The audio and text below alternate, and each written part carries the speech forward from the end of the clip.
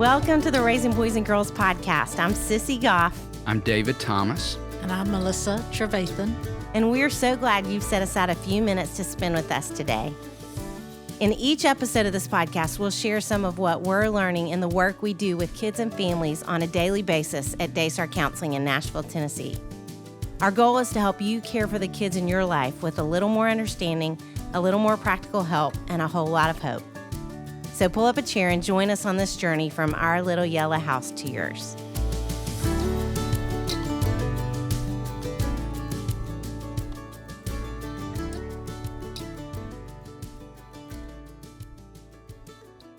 It is so great to be ending our Music City Summer series with this incredible couple, Thomas Rhett and Lauren Akins. They've known each other practically their whole lives, and now they're both making their mark, Thomas in the world of country music and Lauren through a best-selling book and podcast. They share their hearts and their lives to lift others up. We are overjoyed to be sitting down with them today. We are thrilled to get to be in the same room with the two of you. And Lauren, it was such an honor for us to get to be on your podcast recently. We love your podcast. It was so fun. Yes, we Huge do. fans. It was so fun. And Thomas Rhett, to finally get to meet you, although we did talk about that we have trick-or-treated. Y'all were Star Wars characters, Yes. weren't Yes. you one Oh, year? yes. Uh-huh. Yes, so we've been in the same vicinity, but That's right. never gotten to meet in person. Yeah, the trick-or-treating scene in that neighborhood is so chaotic. Oh, I it's love it. unreal. It's I love it magic. too. Bounce houses. It's and, magic. and the sledding scene. Yes. Yes. Very All of true. it. Y'all might have to come back. I know. Yeah, I know. It's the I know. sweetest, I know. sweetest I neighborhood. know. Well, we're excited to get to talk to the two Likewise. of you. And would love for y'all to start maybe telling us a little bit about your family, Yeah. about yourselves. What do you You want? want, you want me to? Yeah, want me please. Okay. So I'm Lauren. This is Thomas Rhett. We have been married for 10 years. And I forgot to say, we want to hear how you met, too. Yeah. We met in first grade. First grade. Oh, y'all, no way. We, First we met in grade? first grade. We did not date that whole time. Yeah. I think a lot of I'm people think kinda we've been glad. dating since we were first graders. which You is know, not true. we did date for just a minute in our sophomore year. Sophomore year. It did She not broke end up well. with me like 6 times that year. It was not. We were better So. off friends. Correct. Were y'all in the same school or how? We were. Mhm, Okay, same Yeah. school. that's amazing. Friends for so long. Church camp. hmm Oh, wow. All the things. Lauren had a whole foot on me, I think, from 5th grade to Oh, about 10th grade. Yeah, I was like the second tallest kid in our class, always. But everybody caught up. It was all good. But we got back together our junior year of college, Mhm. and then I 'Cause finished same up college. school. No, I went to No. the University of Tennessee. Okay. Go Vols! I went to He Lipscomb. went to Go Lipscomb. Bisons. Okay. And then we got married after I graduated from nursing school.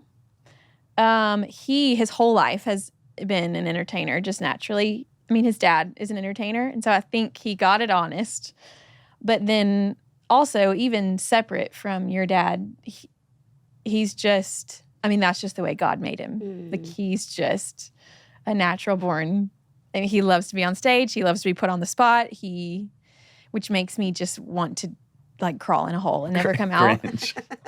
So we are very opposite in that way, which is kind of funny that we're doing what we're doing now. But he pursued music, and really it took off in 2014, Yeah. probably Mhm. the biggest jump. Yeah. And then it kind of just grew from there. And the Lord just had big plans for TR's music career, which is really sweet. So he's living out his biggest dream. And along the way, I started working for a nonprofit or partnering with a nonprofit called Love One. And I actually met Willa Gray, our oldest, in Uganda in 2016. Wow. And then we adopted her. Mhm. She came home in 2017. And through the adoption, I got pregnant with our first biological, Ada James. So Willa Gray came home May 11th, 2017. And August 11th, 2017, Wow, I went into the you hospital. guys. No way. Ada James. So 3 months We had apart, 3 months we had babies. being parents of one child. 3 months And, apart to the day we had babies. Wow. So they are very, very best friends Mhm. to this day. And then we had 2 more biological after that, all girls. Lennon was born 2.5 years after Ada James. And then 21 months later, just the same age apart as our older two, which is crazy. Lily, our best little surprise, came. And so now they are 7, 5, 3, and 1. Mm-hmm. And our house is full-blown chaos at all times of the day. But we love being girl parents. Mm-hmm. I mean, that's our life. Fun. But we do have nephews. We have 2 nephews. Yeah. Both of our sisters had little boys around the same time. So where we don't have that running around in our house, we have it close by. So it fills that cup for me. That's so fun. Yeah, we could do an entire episode on just your life in a house full of that many girls. know, That would isn't be that the such truth? a fun conversation. We may have an Right. episode 2 at Yeah. some It's point. insane. It's insane. But It's hearing you share that, would love to just ask, when did you know you wanted music to be your life's work? I think I was always around it, growing up. Like my dad, we moved to Nashville when I was like 18 months old. I was born in Valdosta, Georgia. And my dad started pursuing country music in the early 90s, which was the best era of country music to me. Great Yeah. era. And so we moved to Nashville early on, and my dad signed a record deal early on. So as a 6 and 7-year-old kid, I was surrounded by it. My dad was always playing, old country music songs in the living room. I always was wearing, as a young kid, a diaper and red cowboy boots and a guitar, just cruising around the house, wanting to be just like my dad. And, I got to tour with him a bunch. I'd try to get out of school on a Thursday or Friday and ride his bus and go watch him do these county fairs in the middle of, nowhere, Illinois or Iowa or whatever. And I just always loved getting to watch my dad do what he loved. That's one of the biggest things I've tried to show my kids is like, it is possible to love your job. I think there's a lot of people that kind of go through life being like, well, this is my thing and this is what I do.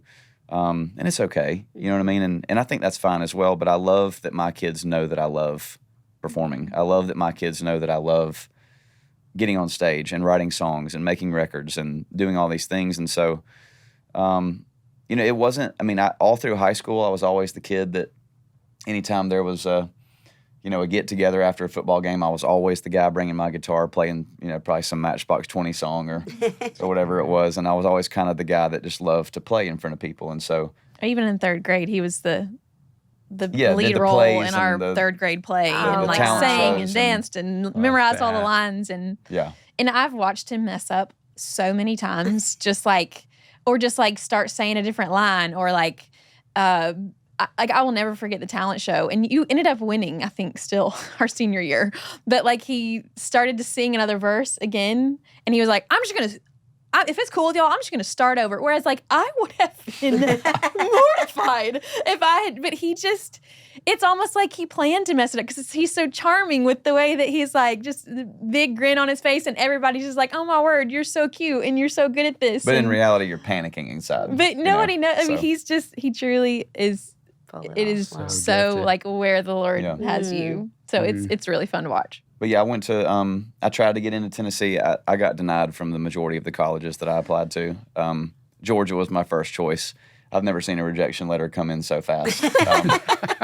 Tennessee was my second choice, didn't get in there. And I had a bunch of friends that were going to Lipscomb, and my stepdad went to Lipscomb. My mom actually finished her degree at Lipscomb, and so it was right down the road. So I went to Lipscomb thinking that I was probably going to go into real estate or sales of some sort. This kind of seemed like the path for, all my buddies were kind of doing the same thing. And, freshman year, sophomore year went by, and I was still, playing and put a little band together, and we played a couple, little parties or whatever. And when I was 19, I kind of shadowed my dad because at that point my dad wasn't performing anymore. He was just writing songs. And so I would literally just go sit in the room with him and these people and just be like, man, this is incredible that y'all can just out of thin air come up with a concept and come up with an idea and put melody and words over it. And then a giant artist decides it's good and they record it and they put it on the radio and you make money. It's like you can write songs and make a living. And that just seemed so cool to me. And so when I was 19, I signed a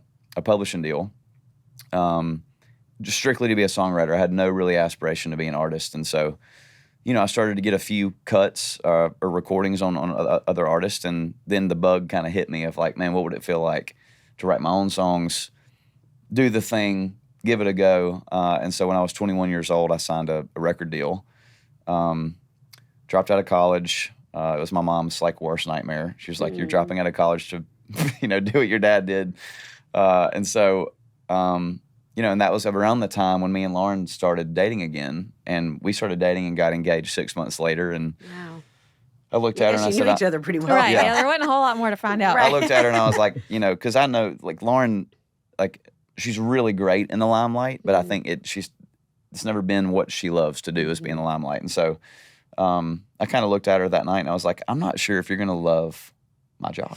You know what I mean? Like, and I said that with full honesty. And so we did a bunch of premarital counseling while we were engaged. And Well, if I'm being honest, the chances of you making it. Yeah, she didn't think I was going to make were it, which pretty slim. yeah. So I was like, well, we'll just leave it I up didn't to think I was God. gonna make it. I mean, if you're supposed to make it, then you'll make it. And if not, I'll be a nurse and you Yeah. can sell real For sure. estate and it'll be We'll great. figure it out, yeah. And so when she finished school, our marital counselor had advised us for her not to work her first year out of college, like to not go the hospital route the first year of college. She really encouraged us to be fully a unit. First year of marriage. Yeah. Because at that point in time, I was doing, Harry, what, 200 plus shows a year?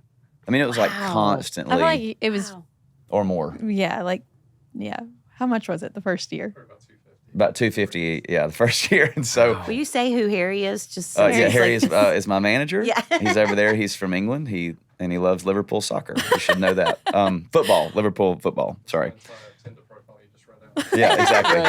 They're very cool. Loves long walks on the beach. And but no, so that first year that she got out of college and we were married, Lauren literally did every single show with me. We shared a bunk on the bus. No, and it's y'all. like yay wide. Yes. Living with 7 dudes that we showered once every few days, depending on the fair or festival we got to play. Had horrible, catering every single day. We're playing at noon for 30 minutes before the headline and all this kind of stuff. And so after that year, Lauren was like, I think I'm good, and I'll go like when you go to the beach or the mountains. Yes. yeah. Yes. Anytime I would play in a cool city, she would be like, I'll go to that one. Mm-hmm. you I know? mean, cities have their own cool moments, but They there do. were just some cities I really wanted to go to and others I was good to hang Yeah. in Nashville. So that's kind of how I got into this whole thing, and now I've been doing it since 2011. Wow. So almost 11 years, 10 or 11 years. So 12. I'm so bad at math No, as well. I did You should the same thing. know I was that. about to say, wow, a decade. Mhm. Yeah, Yeah. decade and some. yeah, Yeah. a decade plus. Yeah. But yeah, we have been through some really amazing ups and some really, really low lows through Yeah. these last 10 years or whatever. But man, kids for me have really reshaped the majority of my being. You know what I'm saying? Like, so I know we're going to get into that stuff, but Recalibrated our Kinda my hearts. story. Great. That's a great saying. Recalibrated our hearts. yeah, I love recalibrate that. our hearts. Yeah. That's good. David, I made the most amazing fish on the stovetop the other night. Really? Connie usually bakes fish because it sticks to the pan. I know, but I'm using my green pan and it's perfect for pan searing. The fish cooked perfectly and didn't stick. We love our green pan. Haven't made fish in it yet, though. Can't wait to tell Connie about this. You know what else is amazing about Green Pan? They are the leaders in creating cookware without harmful toxins.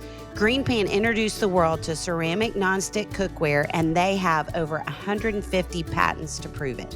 A lot of cookware companies say they are toxin-free, but if they are not PFAS-free, then they're not toxin-free. Ceramic cookware doesn't emit fumes, conducts heat evenly, is super easy to clean up, and allows you to cook with less oil or butter, making the food you cook healthier.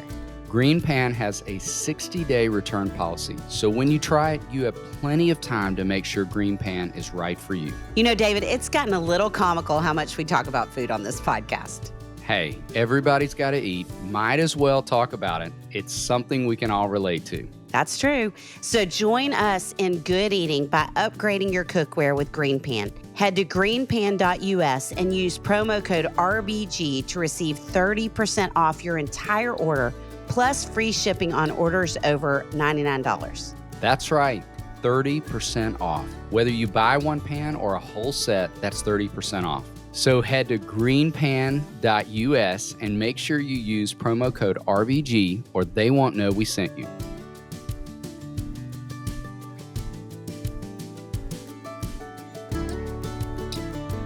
Sissy, are you starting to sense that back-to-school angst is in the air at the office? Oh, yes. Parents are juggling all of the last-minute prep, doctor's appointments, school supply shopping. I do not miss those days. You know what I would have loved back then?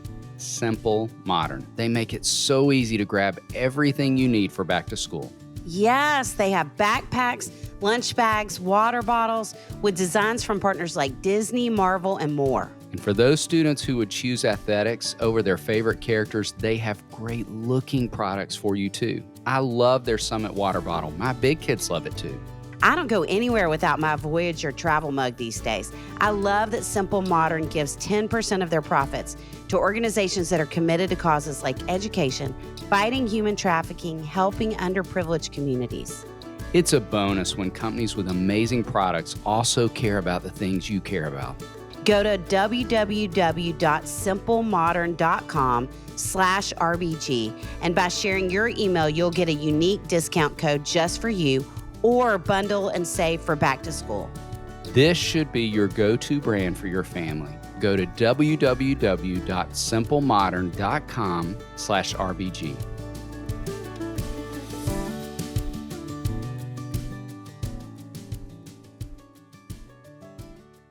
Well, to not love the limelight.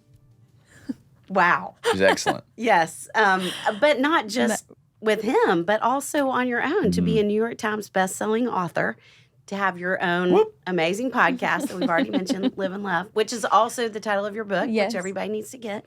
Yes. Everybody already has it. You're a New York Times bestselling author, but the few out there who don't. And to be raising 4 girls and to be a philanthropist. I mean, you're making such a difference with Love One International. I mean, I don't even know how you do it all. I'd love for you to start with talking about that, Lauren, number 1. And number 2, will you talk more about Love One and what you're doing through them? So when his career was kind of taken off, I had just kind of felt this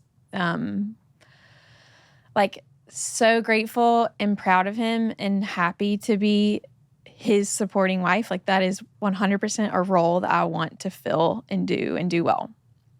But there was also a part of me that was like, okay, well, there is Lauren alone, like just Lauren in her own. And like, what do you have for me, Lord? Like, just for me. Because I love supporting him and I love traveling. But after that year, it was really, I didn't feel like that was supposed to be kind of my purpose, for the next however many years. And so I really started pursuing, what that would look like if I did find something that I felt like the Lord called me into. And we had been praying about it and talking about it. And he was like, well, what do you like to do? And I'm like, well, obviously, I went to nursing school. I love doing that. But the thought of working at a hospital, that just wouldn't, with his schedule and the timing, I really needed something that was ultra flexible. And so I started looking into what would it look like to travel? And I've always wanted to go overseas or just do some sort of missions, because you can totally tie in that medical part of it. Yes. But I just didn't really have that connection anywhere. So I was just kind of left that door open and just kind of okay, Lord, you know my heart, you know what makes my heart beat. And so we just prayed into that. And a friend of mine randomly one day was like, hey, I think that you should meet my aunt. They have a nonprofit and they are going to go to Haiti in 2 weeks. It was or 3 weeks. It was really quick. I didn't know anybody. And he said, one of the nurses just dropped out. I think you should go. And I was like, I've never really been out of the country, and other than a cruise that we did with our family in high school. And I've never met anyone from this nonprofit, but he connected us, and I looked at Thomas Rhett, and he had one, maybe Die Happy Man. One of your songs was you were going to New York and LA and late night shows and morning shows, and where you go and do fancy dinners and dress up and do all the interviews. And I remember it was overlapping right in then. And I was like, well, I mean, this is a really big deal for you. You've got this record coming out and I want to be here to support you. And I'll never forget him looking at me and being like, this is what like you have been searching. Like, this is what you've been waiting for the Lord to open that door. And I think that you should do it. And you said, I think that I would rather you be over there serving and praying for me there than being next to me here. Wow. And I was like, really? And it was like kind of that moment where he kind of, helped me really go walk into that. And so I'll never forget, I said yes, met the group like 2 days before we flew out of the country. And for me, my personality, that is something that totally he would do, but not something that is really comfortable to me. But it felt like a moment. And I feel like the Lord has done this a bunch, and the book being one of those things where I almost feel like I was standing on like an edge of a cliff and like deciding whether or not to jump. Like, this seems like it could be really scary, also an incredible adventure, but I kind of need like confirmation that you need me to jump. And that was one of the moments where I felt like the Lord was like, I need you to jump and just trust me and walk through that door. And so I did. And Suzanne Marinick is who I went with on this trip, and she is the founder of Love One International. But when I watched her love on these children, love the community that we were in Haiti, and it was like, I like to describe it when people meet the person that they're going to be like in love with, or they feel like there's their partner for life. Like when they describe love at first sight, that's what I felt like when I was in Haiti for the first time. Wow. And it was like my soul, it's like everything it was created and made up to be, like, just, it was made for that. Whatever that looked like. It didn't have to be in Haiti, but whatever that, serving the way that Love One operates and the incredible work that Love One does, like, that is what makes my heart just fly. And so I told Suzanne after that week of serving with them and having an incredible, like, such a fun week, we were back home. We were flying back to America.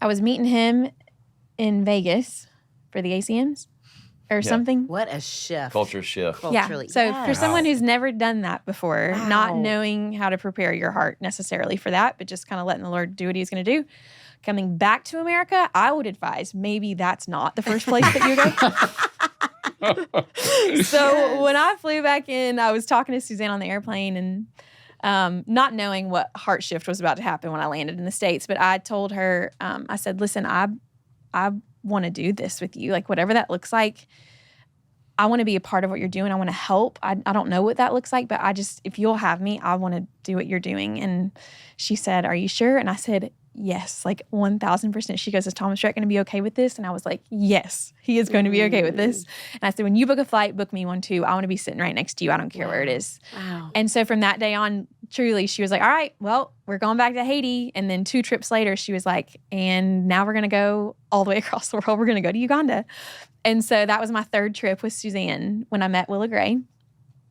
And it kind of just started from there. And so now Suzanne is one of my very best friends, and I serve on the board of Love One. And what we do now is we are only in Uganda now, and we are trying to really just dig our roots in deep in Gulu and do that part really well, and to make sure, we're kind of having a greater impact rather than spreading ourselves thin and having a bunch of different places that Love One serves.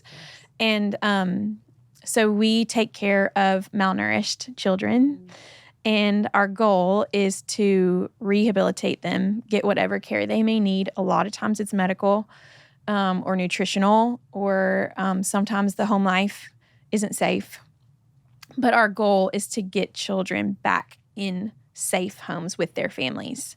And sometimes that means finding an auntie or a Jaja or a neighbor down the street who is willing to, and then we'll kind of come alongside and assist if there is a need there. But our goal is to keep children with their families and for them not to end up in a children's home. And Love One is, in the last, so we've kind of reshifted. And once we've reshifted and just been in Uganda and what Love One has done in the last 5 years and who we have become in the last 5 years, we have served over 10,000 children in Uganda. Wow. That's amazing. So it's like just watching the Lord take that and make it what it has become today, and how the children that, we've been able to care for, how their lives are changed, and also how that in that community starts to shape the communities, and just in education and knowing that we're there. I think that the ripple effect of what Love One is doing right now has the ability to change the country of Uganda. I really do. And it is just the coolest thing that he allows us to partner with him in that, and kind of get to be his hands and feet on earth. And y'all, we have over 70 Ugandan employees in Gulu, and every one of them are like, truly, like, I think the Lord just dropped angels onto earth. And I'm like, I cannot believe I have spent 30 years without knowing you. But it's remarkable. I could talk for hours about Love One and our staff in Uganda, and Suzanne and our board, and Grace, who's one of my best friends who works for Love One now. But actually, she's Suzanne's daughter. But it's incredible, and everyone should go check out what Love One is doing, because it's making a huge impact in the world, and I'm just so proud to get to be a part of it. But yeah, I think when I came back into the country that first time, and he saw how much my heart had shifted. This was after I locked myself in a Vegas bathroom and cried for 3 hours. But he saw that shift in me and was like, I want to support you in whatever that looks like. And so he's, been such a huge supporter of Love One and what we do. And it's just been really cool to watch both of us be able to step into those dreams. Yes. And then have children along the way. And, as kids keep coming, we just keep navigating. Like, we don't want to give up these dreams, but we also know that, like, our number one purpose right now is to raise these little girls that God has given us and make them a priority. But it is really cool. You kind of touched on this earlier, being able to teach them. Like, he went out of town 2 nights ago, and he was tucking the girls in bed, and they were like, why do you have to leave all the time? And he was like, well, like, this is what God allows Daddy to do. I get to go put smiles on people's faces, and this is like my job. Like, this is how I provide for y'all, and it's something that fills my heart. And this is what your daddy does for work, when other daddies maybe do different things. Other mommies may do different things. And same for when I go to Uganda. Our older 2 really get it now. But, they're like, why do you have to leave for, 10 days or whatever it may be, which feels really hard, leaving your kids to do things like that. But I'm also, like, really proud of the fact that my girls are watching me pursue things that I feel like the Lord has called me into, and still keeping my girls the priority, but knowing that sometimes that means when Daddy's off tour, Mommy goes to Uganda, and she helps to take care of children who, are, Willa Gray's, her original village, and so I think that's really powerful for her to watch Mommy go take care of all the little girls and little boys like Willa Gray. And so she asks a lot, like, when are you going to get to take me? I want to go back and see. And so we're hoping really soon that we'll be able to take her back and let that become a part of her raising too, and getting to live into that. But yeah, it's chaos. It's chaos at the house. It's a lot of juggling. And as much as we can, we try to simplify. Sure. Just to try to make the main things the main things. But I do feel like we've kind of got a handle on it. I feel like having the 4th kid, honestly, was the moment where I really was able to start parenting open-handed, because I felt like I could control things a little bit more. With the first 3, I was kind of able to hold on to some control. And I feel like that number 4, when that number 4 comes along, at least for me, it was number 4 that I was like, I'm just going to have to just give it to you and let you tell me how to parent these kids. And so far, Jesus just holding my hand the whole way, all day, every day. But it's sweet. It's so much fun. We're tired, but our hearts are full. I will never forget. I mean, probably 10 years ago, I had an adolescent girl I was working with, and she was struggling with her parents. And I asked her to write a letter to them, not necessarily to give them, but just to kind of express what was going on. And one of the things she said was, Mom, I need you to find yourself so that I can do the same. Wow. Wow. And you both. I mean, it is so evident when you talk about that part of what you do and saying it fills my heart. Yeah. You have more to give them out of that full heart of what you do. For sure. Yeah. You know, what you give your girls. And I love that that's what they're growing up watching. Absolutely. You both knowing who you are and what God's called you to do, and that you get to love them in the midst of that and out of that. Yeah. All It's those sweet. places. Yes. It's sweet. Yeah. Suzanne actually used to tell me when I was just sucking wind when my kids were really little, and I'm like, I don't know how to do this. She said, if you don't find a way to fill your cup, you are going to not be able to pour anything out from your cup to fill your children's cups. Amen. And I was like, oh my gosh, you're right. But what does that look like? I need more direction. So I think our community and just like mentors in our life, that people we look up to and want to parent like and be married like and be friends like, that's been so impactful. Yeah. I feel like in just the way that has shaped the way that we raise our girls and how we do marriage and how we do life.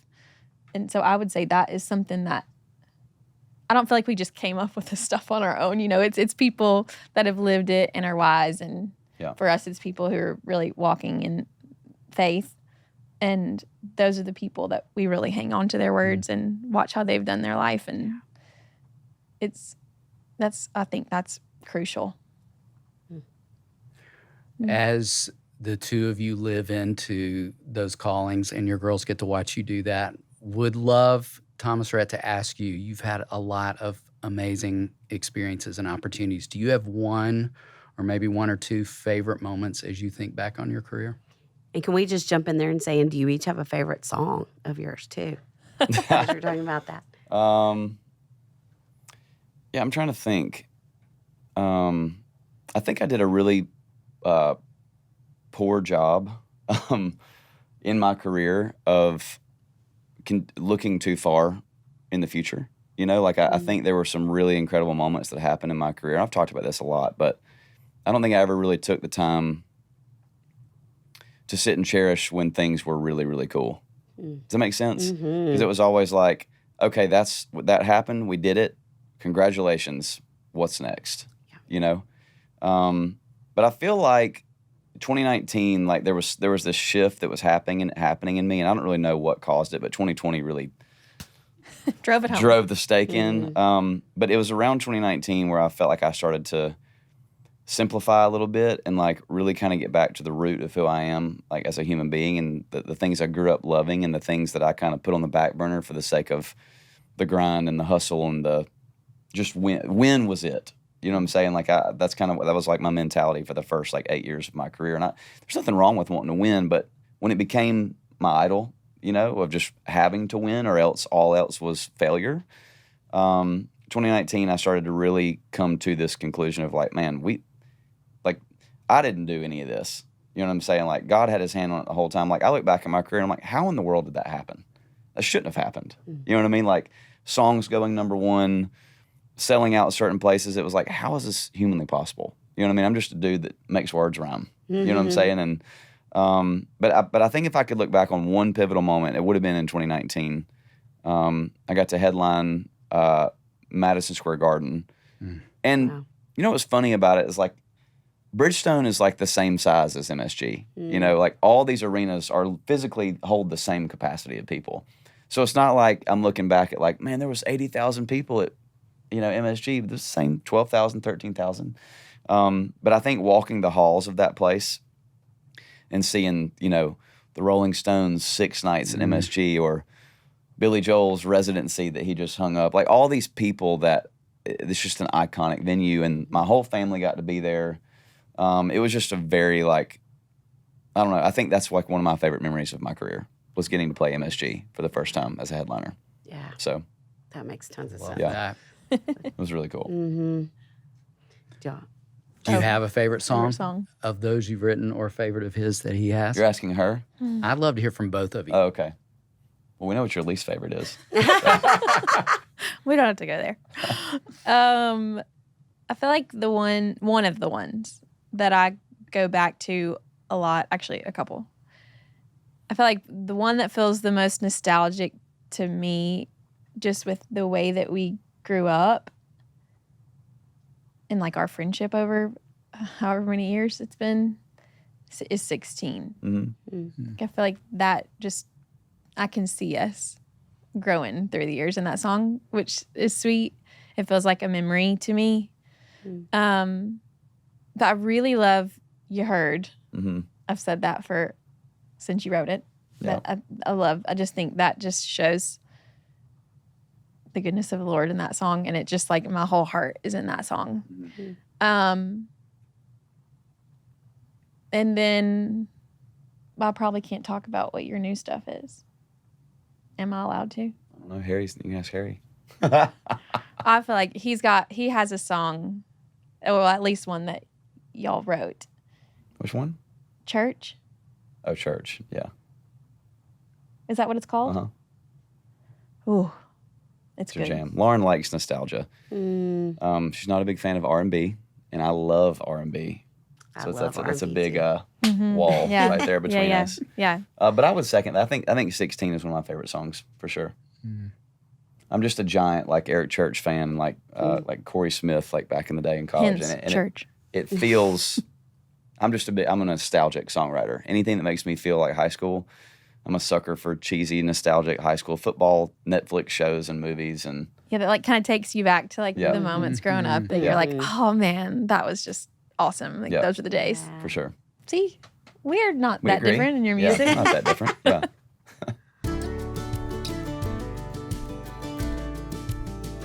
You know what's come in handy up at the lake, David? Our KiwiCo boxes. Oh, I bet the boys are loving them. They are, and their KiwiCo projects are perfect for winding down with some indoor fun after a morning on the lake. There's just something about coming home off the water, putting on dry clothes, and settling down to do a good project. Yes. The other day, they worked on the Science of Trees crate for hours. There were multiple projects included that allowed them to explore trees in so many ways using different play patterns. I shared my crates with one of our counselors who has young kids. He told me they did the Fun with Flight crate last week. They built a stomp rocket and a kite. I mean, do those sound like perfect summer projects or what? I love how thoughtful KiwiCo is with the combination of activities that come in each crate. If you're new to KiwiCo, it's a super cool subscription for your kids that offers fun and enriching science and art projects, encouraging them to get outside, explore, and stay off their screens. It can be hard to find creative ways to keep kids busy and off their screens, especially during the summer when you're working. KiwiCo makes it easy for you and your kids to enjoy the summer season with hands-on fun. KiwiCo has something for everyone from newborns to teens, like creating giant bubbles, experimenting with ice cream, building a bottle rocket, or even a ukulele. Each crate comes with everything your kids need, including kid-friendly materials and easy-to-follow instructions, making it the perfect boredom buster if you're on the go this summer. KiwiCo has been creating awesome family experiences for the last 10 years, with over 40 million crates delivered and over 20,000 five-star reviews. Have a great summer with KiwiCo. Right now, get 50% off your first month plus free shipping on any crate line at kiwico.com. Promo code RBG. 50% off your first month plus free shipping at kiwico.com. Promo code RBG. kiwico.com. Promo code RBG.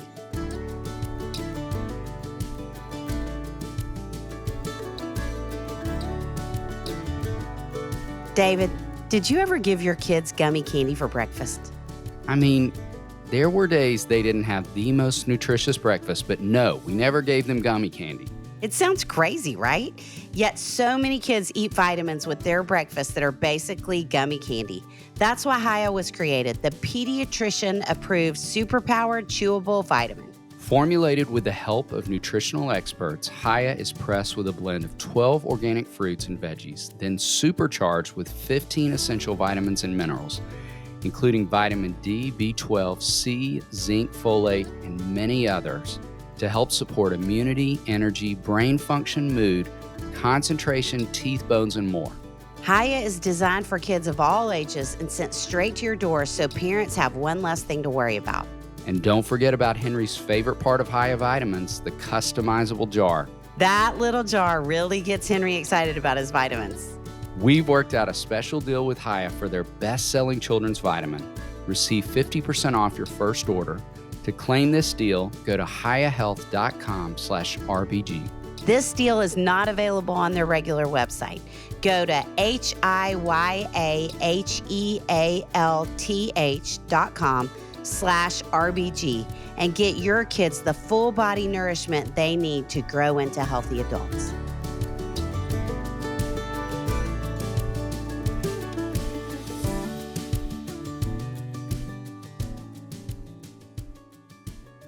Well, in this season of the podcast, we're talking about raising emotionally strong and worry-free kids. Oh, wow. And would love to hear if you each have a memory or story, speaking of being nostalgic, of growing up that has really shaped you into who you are. You want me to go first? Yeah, I'm going to think.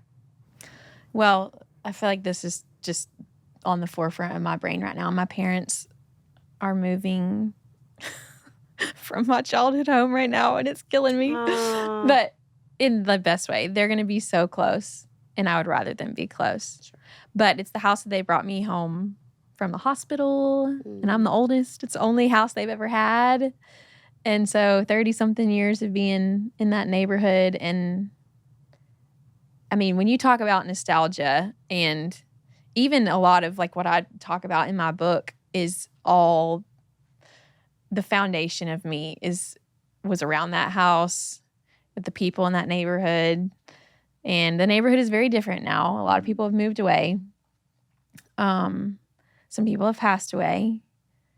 But when I go back to think about, like, who I am and, like, the foundation of, like, who I became, how I became who I am, I am back in that neighborhood at my parents' house with my siblings, with all of my best friends, with our neighborhood friends, laying in the street, watching the stars at night and just talking about life.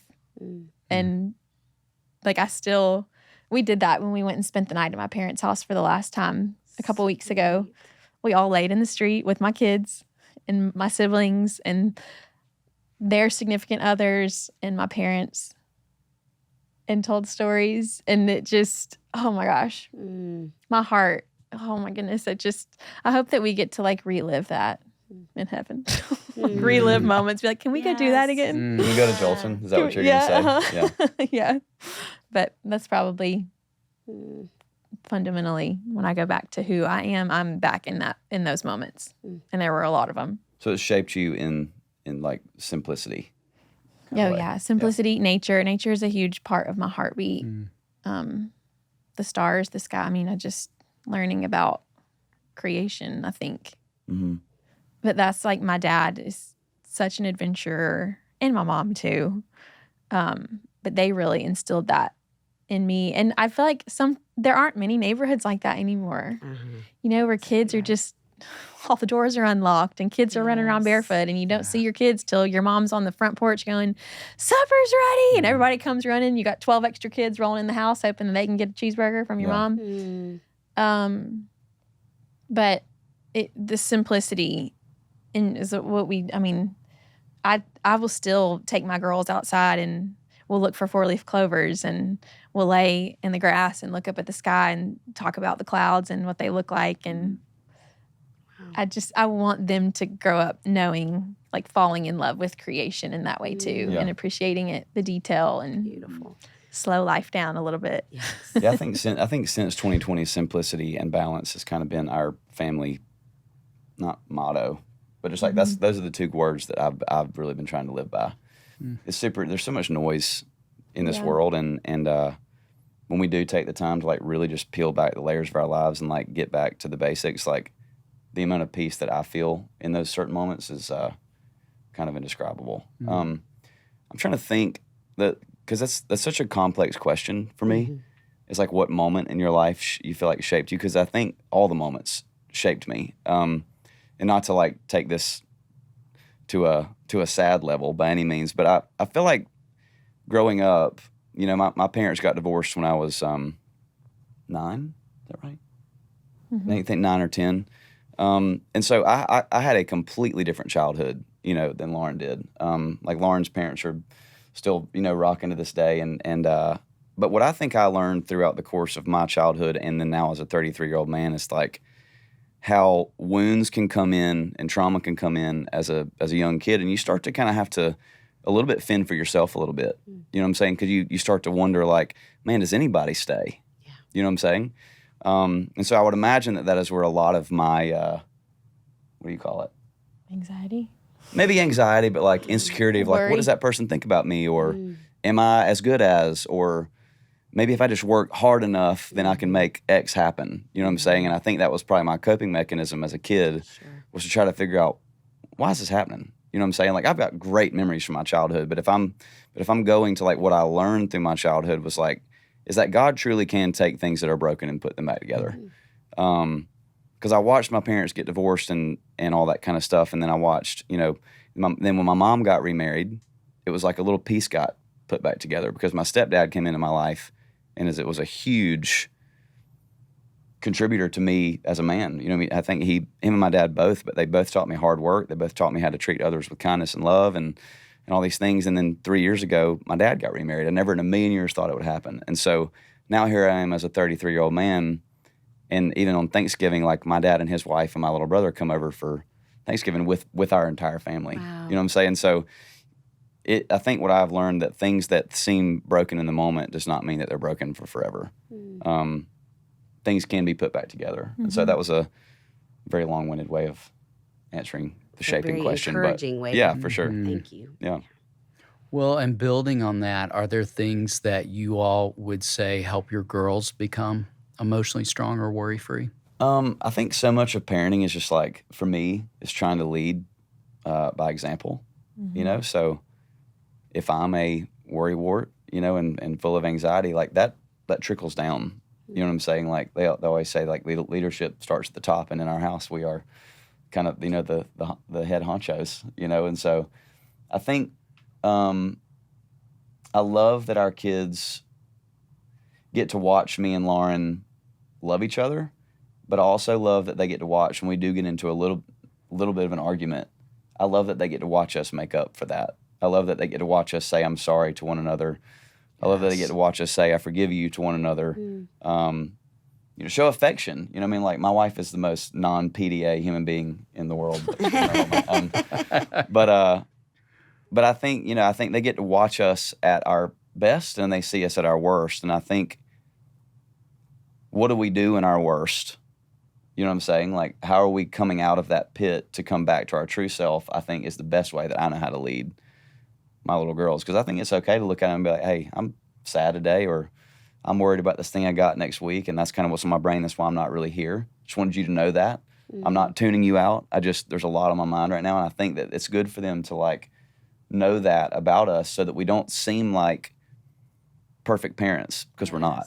And I think there's, you know, it was kind of that way for a lot of, like, my friends, too. I think we always thought, oh, so-and-so's got perfect parents, and so-and-so's got perfect parents. And then something happens, and you're like, well, dang, how did that happen? You know what I'm saying? And so I kind of like that our kids know our flaws just as much as they know the good parts about our hearts. Because I think it shows them that they don't have to be perfect either. Yes, as You know their what I'm saying? heroes. Yeah. Because if they watch you never argue, they watch you never have anything wrong, then they think that, in a way, that's how they got to be. And if something is wrong, then they're like, well, Mom and Dad don't really talk about that kind of stuff, so I'll just kind of either keep it in here or go tell somebody else about it. You know what I'm saying? Like, I hope that we become the most open book parents on the planet. You know what I'm saying? Like, I want my girls when they're 15 and, oh God, I'm good. I could wait on them being 15 for a little while. But I hope that they can, like, be like, hey, Dad, like, this is going on. You know what I mean? Because we've opened that door for them at such a young age. And so, yeah, I think just like really letting them in on what is going on in our hearts, and how we're actively trying to make those sad or anxious parts better. I think that just kind of allows them to be able to go through the same process. So, Thank you. I wouldn't add a whole lot to that. I do think some of my favorite parenting moments started out where I was probably crying and my girls saw me, and I kind of tried to like go into the bathroom and be like, "Mommy's gonna be right back," or whatever. But they're old enough, at least my older two, you can't get anything past kids. You can't lie to them. They know if you're not being honest. Mm-hmm. And so I'll never forget one of the first times my girls, Willa Gray, our oldest, knew something bothered me. And I was just going to go into the bathroom and like brush my teeth for the night and get ready for bed. And I was like, I'll be right back. And I was just in there, just tears rolling down my face, getting ready for bed. And I'm just like trying to have a moment. And she quietly comes in and I turn around and she seemed so old in the moment. I mean, she sat on, I'll never forget her sitting on the edge of our bathtub.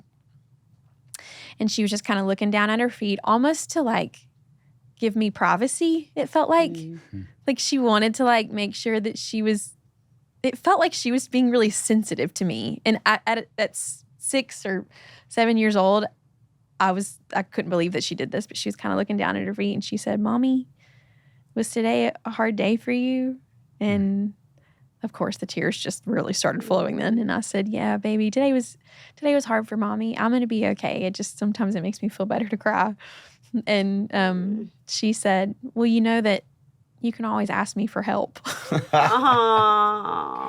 But like when she said that back to me, it was like, first of all, my heart immediately was healed. And then it was just tears of like, oh my word, like she's starting to say back to me things that we say to them. Mm-hmm. And like, I'm already seeing her model that and like be a leader in that of like, hey, I see a wound here. Maybe I can speak into that, or just be a friend in that, or just love her in that.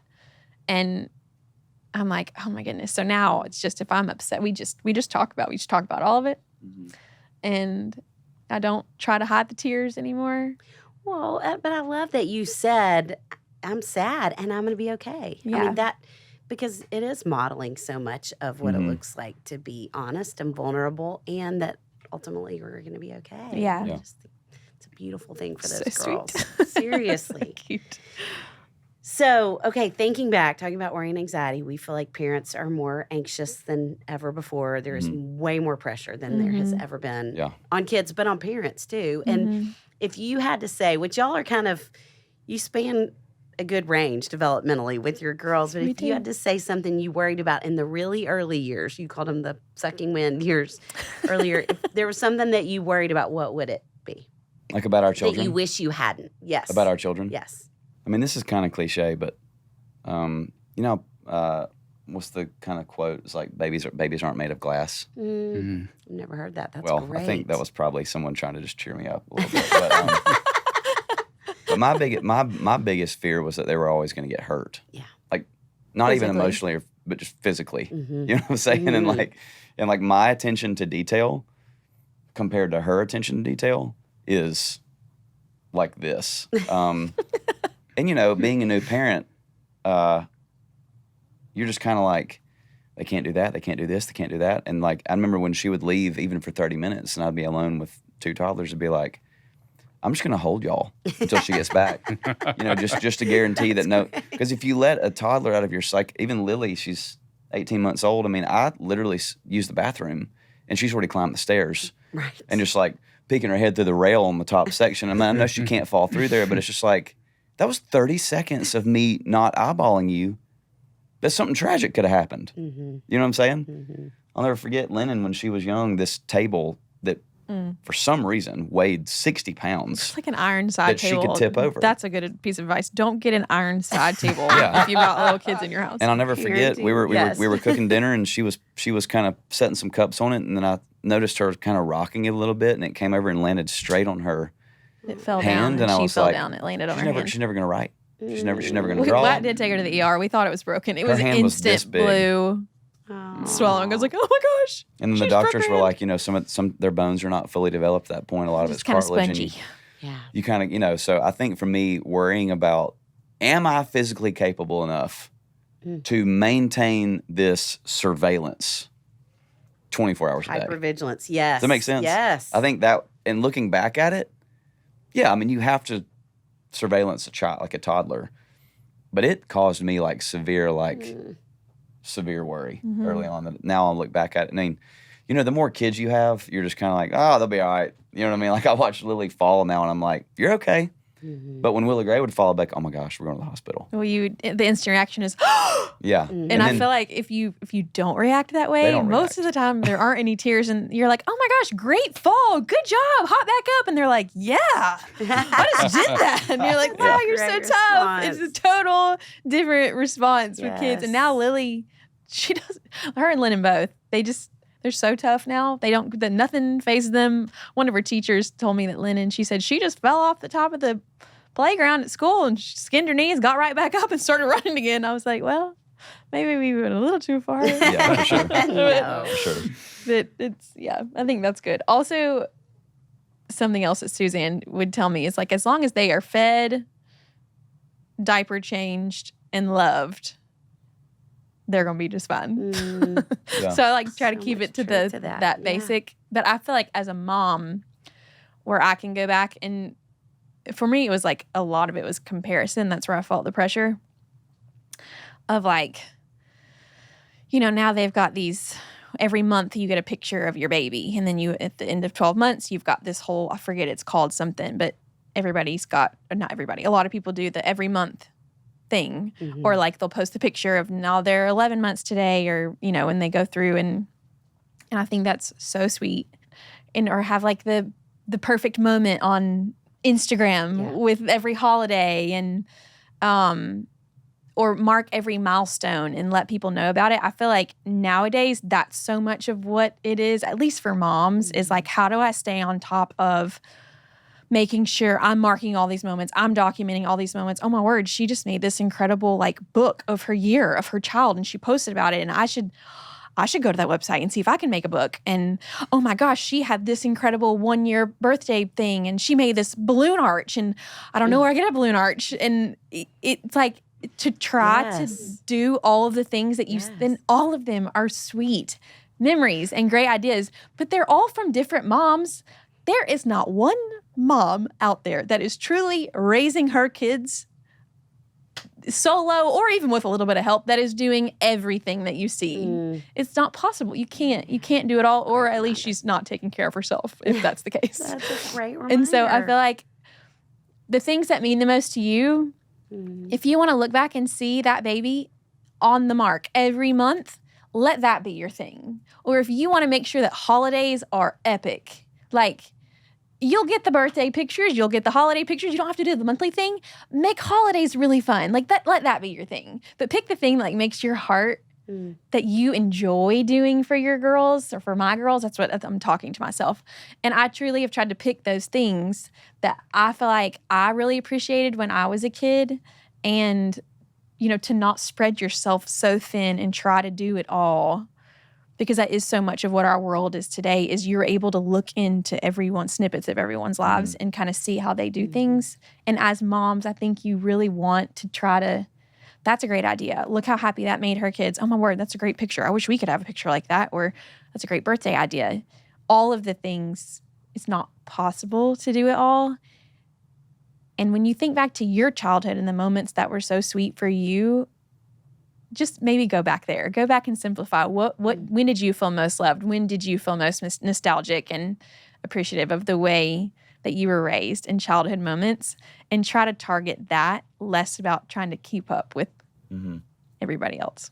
Oh, so good, y'all. Yes. You two have shared so much rich truth. Yes. So much. This conversation could go on for about 8 more hours, but we're not going to hold you hostage.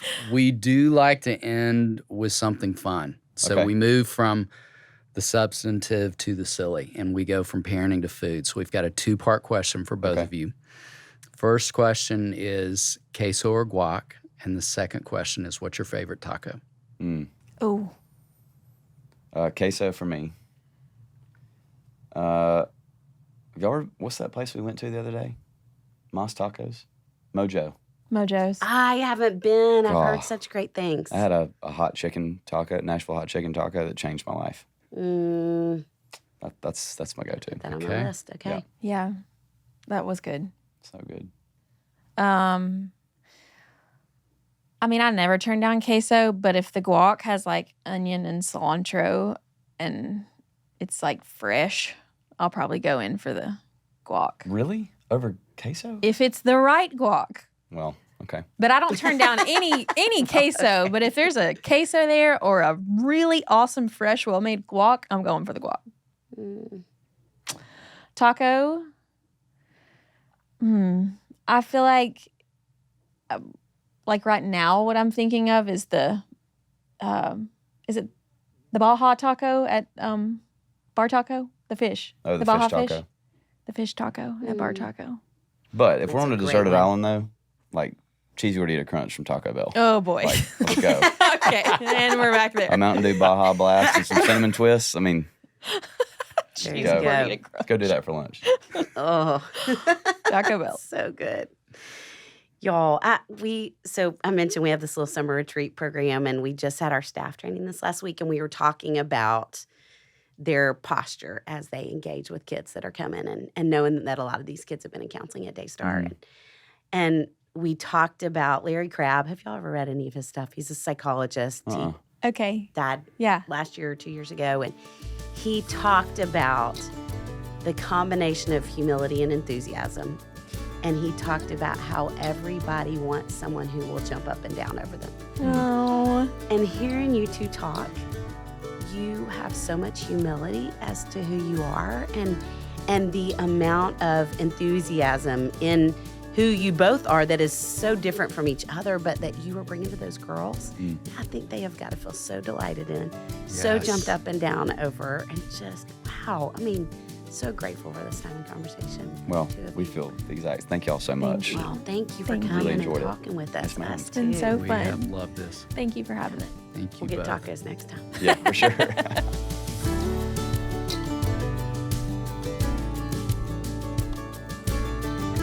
It's our joy to bring the experience and insight we gain through our work beyond the walls of the Daystar House. If you enjoyed this conversation, please share it with your friends. And don't forget to click the follow button in your favorite podcast app so you never miss an episode. To learn more about our parenting resources or to see if we're coming to a city near you, visit our website at raisingboysandgirls.com. Join us next time for more help and hope as you continue your journey of raising boys and girls.